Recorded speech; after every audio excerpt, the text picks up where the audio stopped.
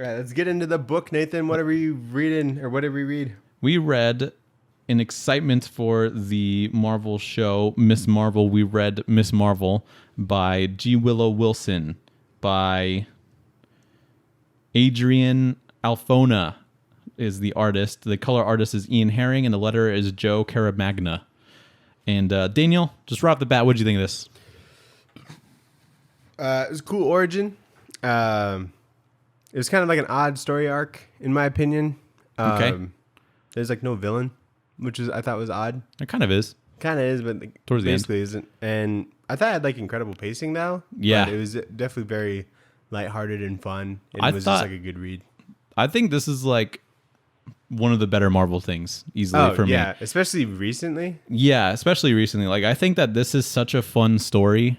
Like, it doesn't, like, it has a villain kind of like towards the end because it kind of needs one, but I would have been cool with just like the origin of just like how she got her powers without a villain, you know? Yeah. Like, just something about it. Like, the pacing is very fun, and like her Muslim like the Muslim culture aspect of it is like pretty fun too. Like, it seems like her house is just like chaotic because there's like so much shit going on there in like a Muslim household, and I thought that part was fun. So I like being like introduced to that part of like her culture, and it's just like fun.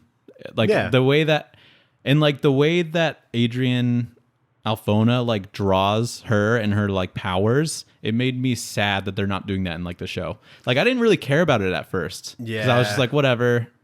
I like And, how like, she the looks actor- when she like gets all like stretchy and starts like walking around. And she like can't control it, so like she's just dragging her arm like behind her and shit. Like, or like when her arm, like the perspective in like the composition that Adrian does in this book gives it so much energy, and like it is very lighthearted. So it's just like fun in general. I like how she'll be just like talking to somebody and her hands like fucking huge. Yeah. Like that's what makes it fun, and I feel like they won't be able to tap into that with the show, which we have watched and we'll talk about it. I assume you watched it. Yeah, watch it. So yeah, but I thought this was like a lot of fun. This is like one of my favorite kid origins. Like this is like one of the first things that I've read from Miss Marvel, and you know, we're just doing it now as like the show's coming out. Mm-hmm.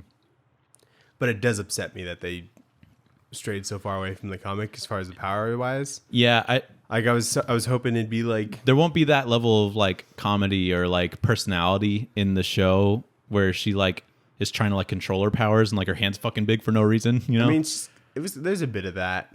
There you know what I is, mean? but it's not as fun. So I guess I'll just have to wait for the show to like form my opinions. But I love what they did in this book. Like absolutely, the pacing of it, like you said, is pretty incredible. So all right, let's get into it. Issue 1.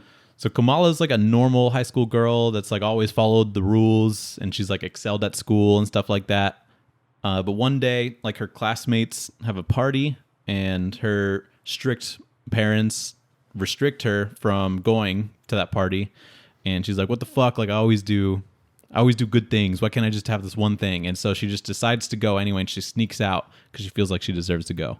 Mm-hmm. And there's a really fun like part in the beginning where she like has a fan fiction of like the Avengers. Yeah. And that part is adapted in the show too, and they do that super well in the show. But this is like such a modern teenage thing to do, you know? Like just people like writing fan fictions. Like I don't think I've ever seen that like in a Marvel comic. Yeah. Which is interesting because it's basically all fan fiction, right? Right. So I thought that was pretty funny. When you kind of look at this artwork and like these panels, it definitely gives like a young adult feel, Yeah. which I really appreciated. Yeah, I don't know what it is about it, but I know Maybe the colors. I think it's like the colors. The colors really make it very lighthearted, you know.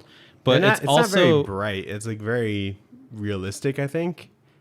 Maybe it seems like there's like I don't know what it is, but yeah, like something about just like the art style between Adrian and the colorist. I'm already forgetting the name. Ian Herring.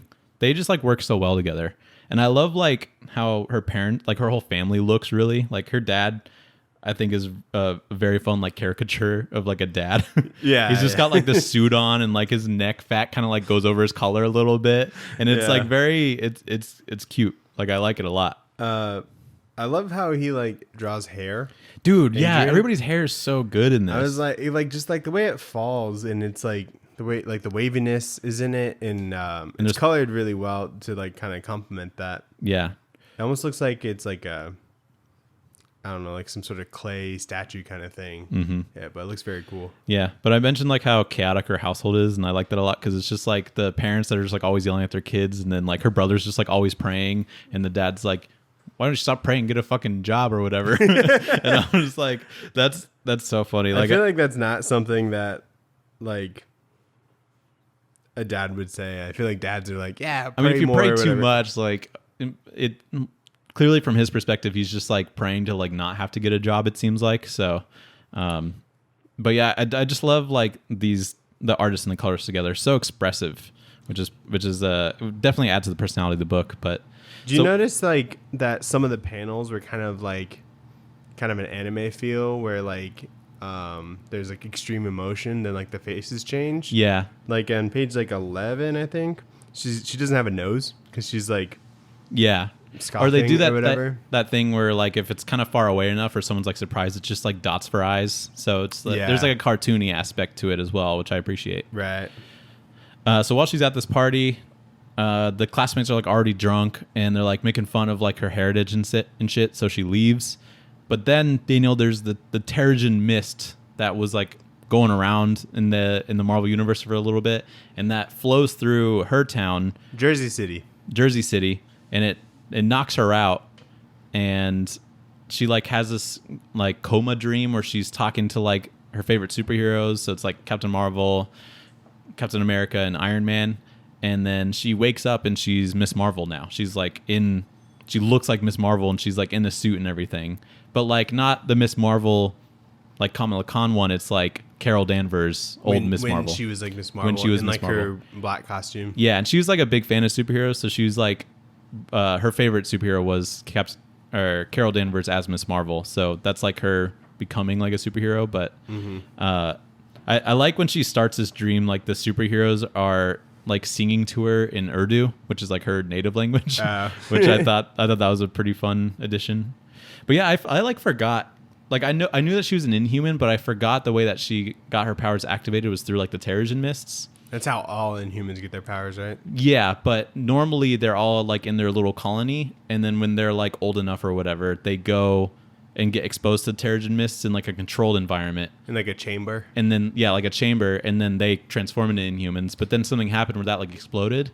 I think it was in Infinity by like Jonathan Hickman or something. And so the Terrigen mists are just like circumventing the Earth and just creating random Inhumans.